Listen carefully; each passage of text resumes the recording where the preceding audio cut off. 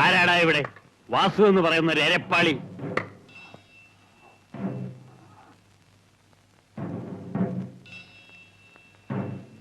വാസു എന്ന് പറഞ്ഞവൻ ഞാനാണ്. എരപ്പാളി നിങ്ങൾ ആരെങ്കിലും ഒരാളായിരിക്കും. ഇത്ര ധിക്കാരമോ നിനക്ക്? ഈ ധിക്കാരം എന്റെ കൂടപ്പിറപ്പാണ്. ഒരു കാര്യം ഞാൻ പറഞ്ഞേക്കാം, എന്റെ കുടുംബകാര്യത്തിൽ നീ ഇടപെടണ്ട. പൊതുസ്ഥലത്ത് വെച്ചൊരു പെണ്ണിനെ ആക്രമിക്കുന്നത് കുടുംബകാര്യമല്ല, നാട്ടുകാര്യമാണ്. സാറ് ഈ നാട് നന്നാക്കാൻ തന്നെ തീരുമാനിച്ചിറങ്ങി തിരിച്ചതായിരിക്കും. നിങ്ങൾക്കതിൽ വേദന ഉണ്ടാവും അല്ലേ? നിനക്ക് ഈ നാട്ടിൽ തന്നെ ജീവിക്കണമെന്ന് ആഗ്രഹമുണ്ടോ? എന്താ, ഈ നാട് നിങ്ങളുടെ തറവാട് സ്വത്താണോ? ഞങ്ങളോട് നേരിടാൻ ധൈര്യമുള്ള ഒരു കുഞ്ഞും ഈ നാട്ടിൽ പിറന്നിട്ടില്ലടാ. അതുകൊണ്ടാണല്ലോ വേറൊരു നാട്ടിൽ നിന്നും ഞാൻ ഇങ്ങോട്ട് വരേണ്ടി വന്നത്. വാസു, സ്വന്തം ചേട്ടന്റെ മകളെ റൗഡികളെ വിട്ട് ഉപദ്രവിപ്പിക്കുന്ന താനൊക്കെ മനുഷ്യനാണോടോ? നാറികളല്ലേ, നാണമില്ലാത്ത നാറികൾ.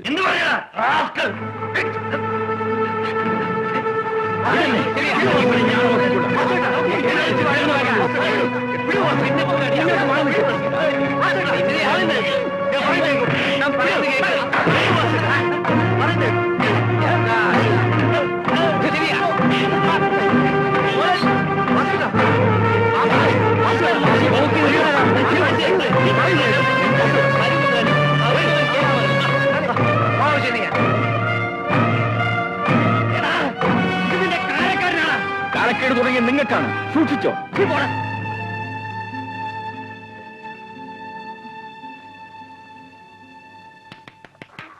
ശബാസ്, അന്നെ നമ്മൾ സമ്മതിച്ചിരിക്കണേ. കൊടുമോനെ സേക്കാൻഡ്. ഇതുപോലെ ഇവിടെയുള്ള എല്ലാ ആണുങ്ങളും തുണ കാണിച്ച ഇവന്മാർ ഒരക്രം ഇവിടെ നടക്കൂലാച്ചാര്. അതിന് എങ്ങനെയാണ്? എല്ലാം പേടിക്കൊള്ളന്മാരല്ലേ, തോക്ക് കാണുമ്പോ മണ്ടൂലേ സൈത്താൻ കുന്തിർക്കം പോയമാരി അമുക്കള്. വാസുവായിട്ട് ഇങ്ങനെ മുമ്പിലൊന്ന് ഇറങ്ങി തന്നാ മതി, പുറകെ ഞങ്ങളുണ്ട്.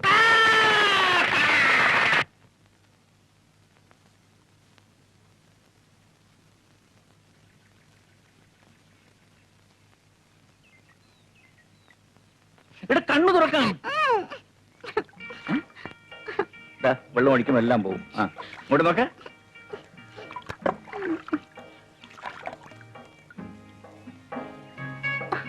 നീ എഴുന്നേക്കെ. പാളി കൂടെ കൂടി പോകുന്നു. നല്ല അങ്ങോട്ട് തേക്ക. അയ്യോ, അരിബന്ധു.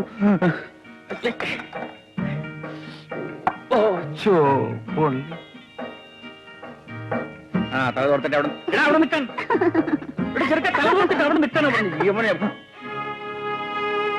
നമസ്കാരമുണ്ട്.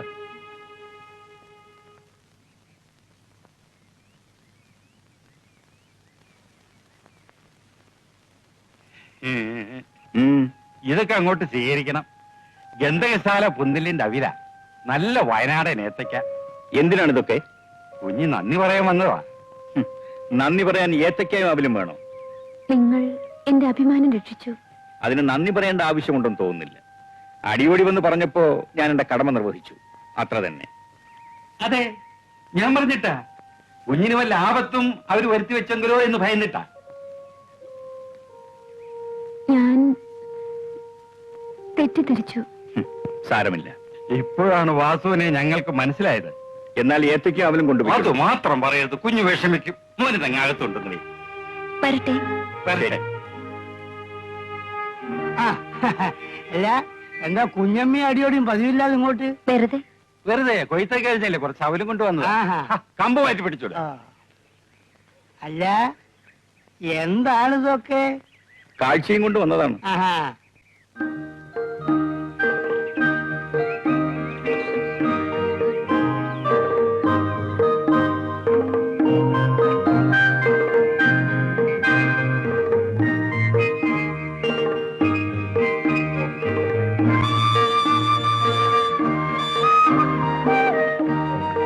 വരൂ, നമുക്ക് കുറച്ചു നേരം ഇവിടെ ഇരിക്കാം.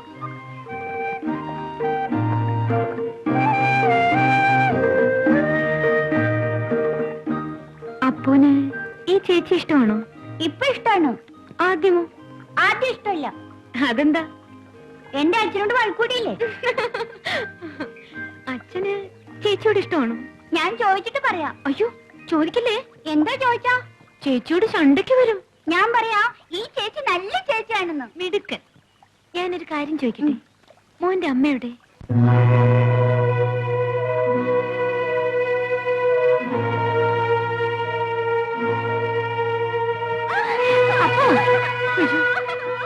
എണീക്കൂ എണീക്കൂ പറഞ്ഞ കേക്കില്ല ഒരോട്ടം സാരമില്ല മോനെ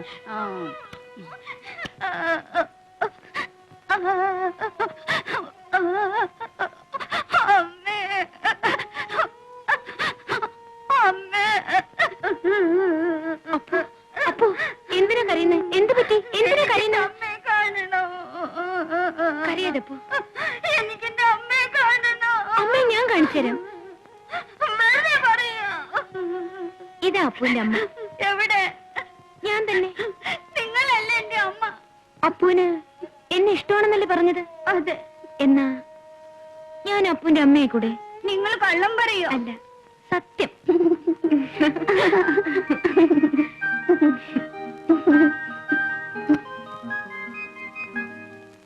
അച്ഛാ അച്ഛാ അച്ഛാ എന്താടാ മോനെ? അച്ഛാ അച്ഛാ എനിക്കൊരു അമ്മയെ കിട്ടിയല്ലോ. നിനക്ക് അമ്മയെ കിട്ടിയോ? അതെ, നളിനി ചേച്ചി പറഞ്ഞു ചേച്ചി എന്റെ അമ്മയാവുന്നു. എന്താ അച്ഛാ? നളിനി ചേച്ചി എന്റെ അമ്മ ആയിക്കോട്ടെ.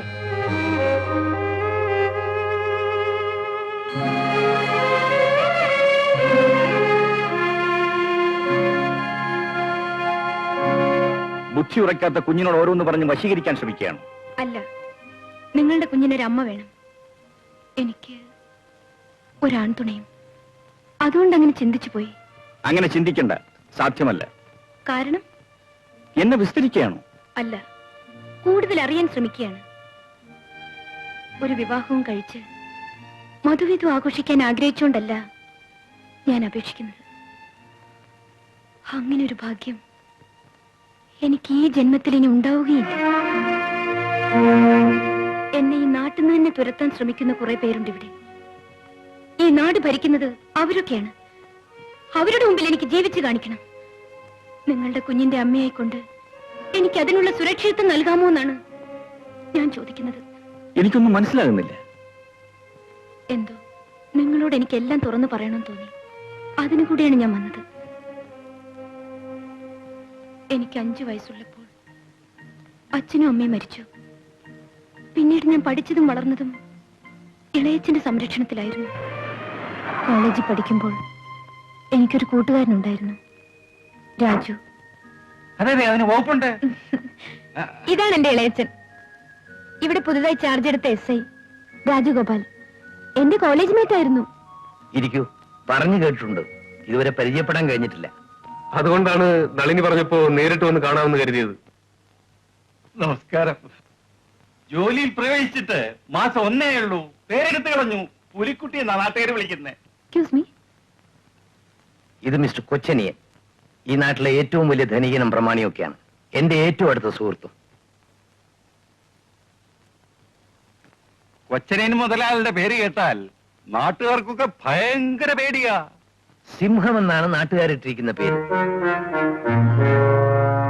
കാട്ടുപ്രദേശമായതുകൊണ്ടാ ഇവിടെ എല്ലാവർക്കും ഓമന പേരിടുന്നത് മൃഗങ്ങളുടെ പേരാ. പുലിക്കുട്ടി, സിംഹം, ആന. അതെ അതെ, ഇയാൾക്കൊണ്ടൊരു മൃഗത്തിന്റെ ഓമന പേര് കഴുതാന്ന്. ഇരിക്കൂ. മോളുടെ കൂടെ പഠിച്ചതാണെന്ന് പറഞ്ഞു, കാണാമെന്ന് കരുതി. അമ്മ ഇങ്ങോട്ട് ഇരുന്നാട്ടെ. കഴിക്കൂ. ഇവരൊക്കെ ഇപ്പൊ കഴിച്ചതേ ഉള്ളൂ. എവിടെയാ നാട്? ബാലുശ്ശേരി. ഈ പോലീസുകാരുടെ പണി മഹാ ദുർഘടം പിടിച്ചതാ അല്ലേ ശ്രീധര? അതെ അതെ, ഭയങ്കര ദുർഘടം പിടിച്ച പണിയാ. മിസ്റ്റർ രാജഗോപാൽ ഇതിനു മുൻപ് എവിടെയായിരുന്നു? ആദ്യത്തെ പോസ്റ്റിംഗ് ആണ് ഇവിടേക്ക്. അപ്പൊ ജോലിയുമായി ഒന്ന് പരിചയപ്പെട്ട് വരുന്നതേ ഉള്ളൂ. അതെ. ഈ നാട് മഹാമോശമാണ്. മനുഷ്യരൊരു തരം വിവരമില്ലാത്തവരാണ്. സൂക്ഷിക്കണം. അല്പം ജോലി തിരക്കുണ്ട്, ഞാൻ ഇറങ്ങട്ടെ. സമയം കിട്ടുമ്പോഴൊക്കെ വരണം. We will have A good company. നല്ലേ, ഡ്രൈവറോട് ഡ്രോപ്പ് ചെയ്യാൻ പറയൂ. നല്ല പയ്യൻ. അതെ അതെ.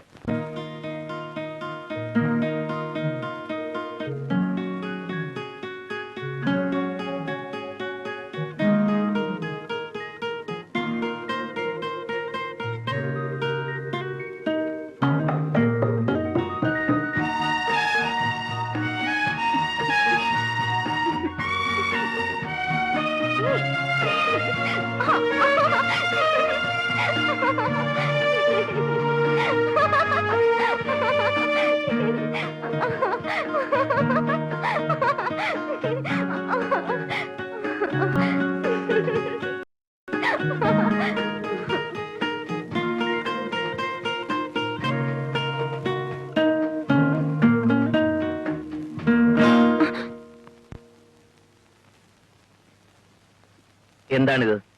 ഇളയച്ചൻ എന്നോട് ദേഷ്യപ്പെടരുത്. ഞാനും രാജുവും തമ്മിൽ കോളേജിൽ വെച്ചുള്ള അടുപ്പമാണ്. അല്പം അവിവേകമാണ് നീ കാണിച്ചത്. ഈ നാട്ടിലെ ഏറ്റവും സമ്പന്നമായ ഒരു കുടുംബത്തിലേക്ക് വേണം നിന്നെ പറഞ്ഞയക്കാനെന്നായിരുന്നു എന്റെ ആഗ്രഹം. പക്ഷേ നീ ഇപ്പോൾ... രാജുവിന്റെ മനസ്സ് സ്നേഹം കൊണ്ട് സമ്പന്നമാണ്, അതെനിക്കറിയാം. ഞാൻ എതിർക്കുന്നില്ല. നിനക്ക് 5 വയസ്സുണ്ടായിരുന്നപ്പോൾ നിന്നെ എന്റെ കയ്യിൽ ഏൽപ്പിച്ചിട്ടാണ് എന്റെ ചേട്ടൻ മരിച്ചത്. നിന്റെ സന്തോഷത്തിന് ഞാൻ എതിര് നിന്നുകൂടാ.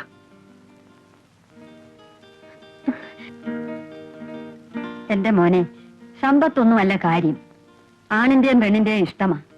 നാളെ തന്നെ നീ അവന്റെ രക്ഷിതാക്കളെ പോയി കണ്ട് കല്യാണം ഉറപ്പിക്കും. ഇവളെ ഒരു നല്ല വഴിക്ക് പറഞ്ഞയച്ചാ പിന്നെ എനിക്ക് സമാധാനമായി കണ്ണടയ്ക്കാം.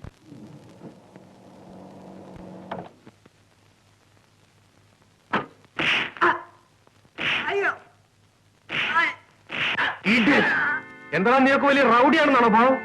ഇന്നത്തോടെ ഞാനത് അവസാനിപ്പിക്കും. റാസ്കൽ, നിന്നോട് എത്ര തവണ പറയടാ കള്ളച്ചാരെ മാറ്റരുതെന്ന്? തന്റെ ഒരു പണം വെച്ച് ചീട്ടുകളി. എടീ, മര്യാദയ്ക്ക് വല്ല ജോലിയും ചെയ്ത് ജീവിച്ചോ, അല്ലെങ്കിൽ നിന്നെ തറവാട്ടി കൊണ്ടാക്കും. ആദ്യമൊക്കെ ഇങ്ങനെയാ എല്ലാവരും. പിന്നെ സ്ഥിരതാമസം പൊന്നമ്മയുടെ വീട്ടിലും. എന്താടാ പറഞ്ഞത്? ഇനി എന്റെ ശരീരത്തിൽ തൊട്ട് കളിക്കരുത്. തൊട്ടാൽ എന്ത് ചെയ്യൂടാ?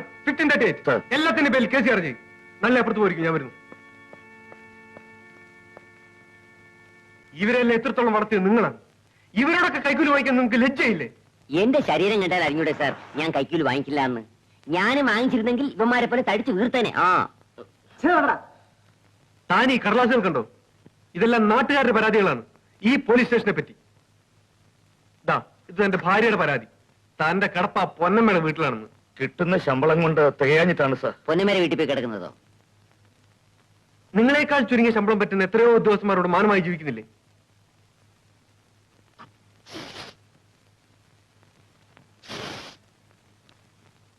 നിങ്ങൾ മദ്യപിച്ചിട്ടുണ്ടോ? ഒരു കാര്യം, വേലി തന്നെ വിളവ് തിന്നാൻ ഞാൻ അനുവദിക്കുകയില്ല.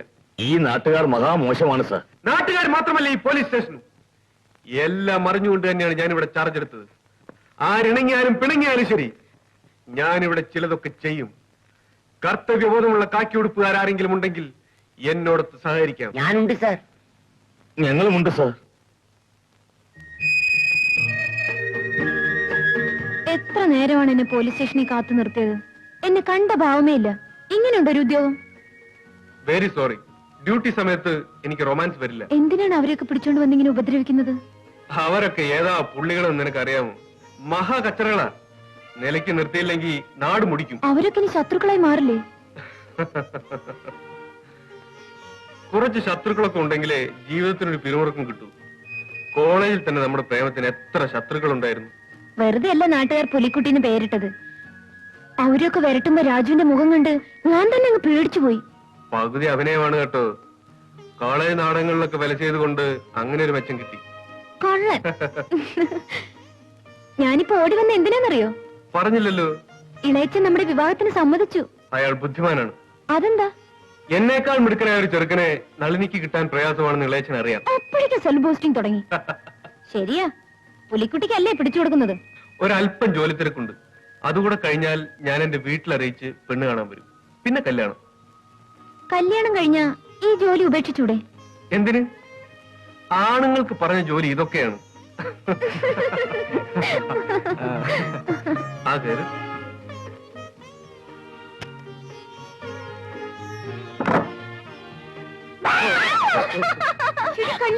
നീ ഇതിനകത്ത് കയറിയിരുന്ന് എന്ത് ചെയ്യായിരുന്നു? ഒരു പുലിക്കുട്ടിയും മാൻകുട്ടിയും തമ്മിലുള്ള പ്രേമം ഒളിച്ചിരുന്ന് കാണുകയായിരുന്നു. കൊള്ളാമല്ലോ എന്റെ കൂട്ടുകാരി. ഞാൻ പോയേക്കാം, കട്ടറും പാകുന്നില്ല. വേണ്ട വേണ്ട, നീ അവിടെ തന്നെ ഇരുന്നു.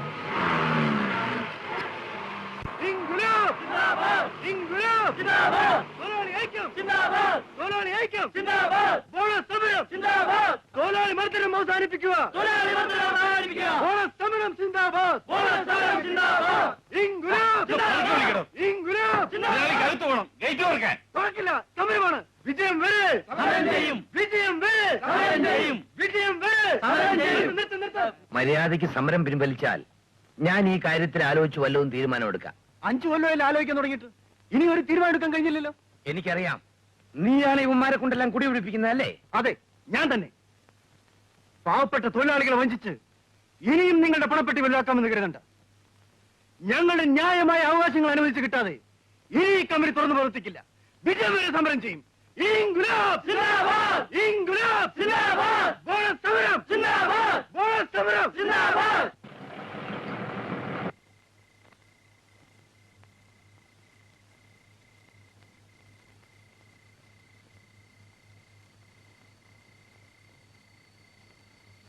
നിന്നെ കൊച്ചനിയ മുതലാളി വിളിക്കുന്നു.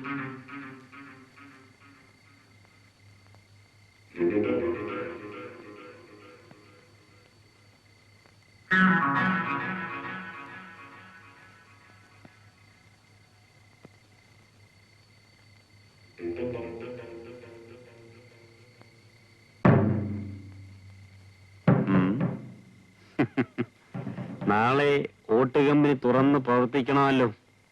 അതിനെന്താ ചെയ്യേണ്ടതെന്ന് ഞങ്ങൾ ശ്രീധരൻ മുതലാളി അറിയിച്ചിട്ടുണ്ട്. ശ്രീധരൻ മുതലാളി അല്ലല്ലോ ഈ കഴുതകളെ മുഴുവൻ സംഘടിപ്പിച്ച് കമ്പനി പൂട്ടിച്ചത്, താനല്ലേ? ഇപ്പൊ കൊച്ചനിയം മുതലാളിയാ പറയുന്നത്. നാളെ സൂര്യൻ ഉദിക്കുമ്പോ കമ്പനി തുറന്ന് പ്രവർത്തിക്കണം. ഭീഷണിയാണോ? അല്ല, അപേക്ഷ. നിൽക്കണവിടെ. കൊച്ചനിയനോട് എതിർത്ത് സംസാരിക്കാൻ മാത്രം നീ വളർന്നോടാ.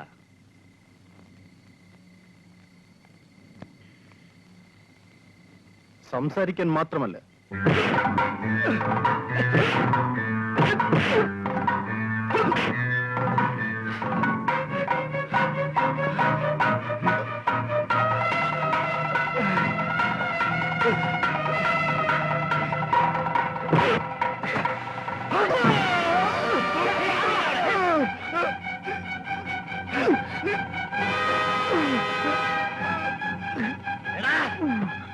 നിങ്ങൾക്കെല്ലാം ഇതൊരു താക്കീതാണ്.